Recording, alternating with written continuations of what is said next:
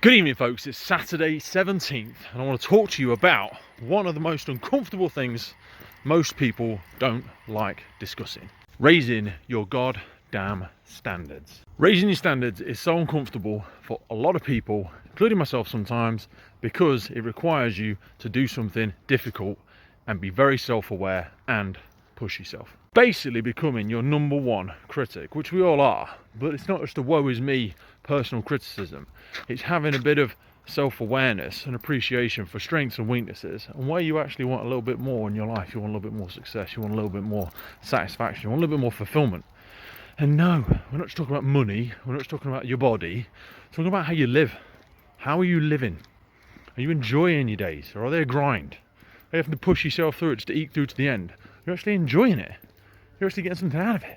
So whether it's turning your shoulds into your musts, whether it's turning your might do's into your will do's, it's basically taking inner control over the quality of your life, because you don't get what you want, you get what you tolerate.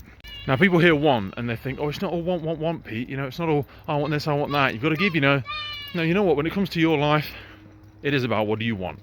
What do you want from it? Because no one else is going to give you anything. No one else is really that connected to what you're doing. And nor should they be. It is your life. Yeah? You've got to have a plan. You've got to have something that you're moving towards. What have you got planned for your life? If you haven't got anything planned, you're going to fit in somebody else's plan. And guess what they've got planned for you? Nothing. Now when it comes to raising your standards, it can be as simple as taking all of the small things you do in life, what you deliver, the value you deliver in life, and just raising it by 1% every single time. De-chunking all of the aspects of what you do and raising it by 1%.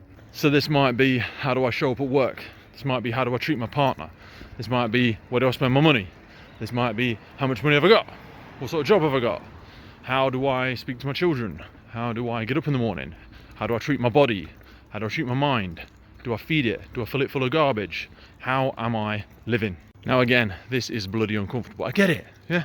But you know what? My life is all about personal development, and I would never ask you to do something I'm not willing to do myself. So if you're not into your personal development, for God's sake, stop watching. Because I am going to show up every single day, and I am going to encourage you to be your best you every single day. So as much as you might want other people to push you, to believe in you, to encourage you, it's got to be 100% you.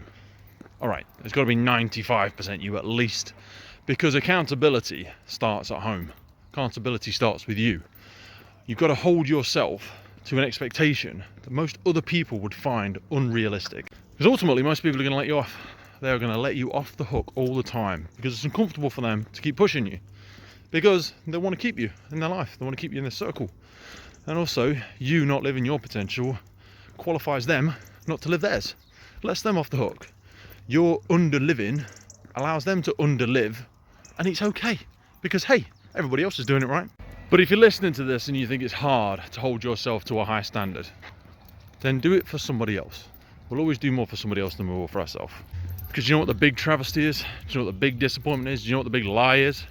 Every time you expect less from yourself, you give less to other people. That's right. Every time you're living less of what you have, you are giving less than what you have. If you're living less, you're giving less. You think you're there for somebody else, you think you're supporting somebody else, but if you're not giving the best version of you, why would they hang around? I know when you're saying, oh, I'm going to look after this person, I'm going to love this person forever, don't waste your time. Unless you're going to start looking after yourself, they'll see how you treat you. And if you're not treating you very well, why would they want you to look after them? I often think about this when you see people take their vows, when they're standing at the altar. And I think, you look after you for me, and I'll look after me for you. Because you can only give the best version of you to them if you're looking after yourself. If you're really looking after yourself. Because they deserve the best, right? And you want to give them your best. But you're not going to give your best if you're not expecting the best from yourself every single day. So if you're the sort of person that keeps telling yourself you're a good person and you really love these other people and you're living for other people and you're going to look after them forever and that you want the best for them, then give the best of you. Look, it's Saturday 17th, and if you're giving less than you can because you're living lower than you should, and you could, then reflect on that. Think about it. And if you want to, raise your standard. I'll see you tomorrow.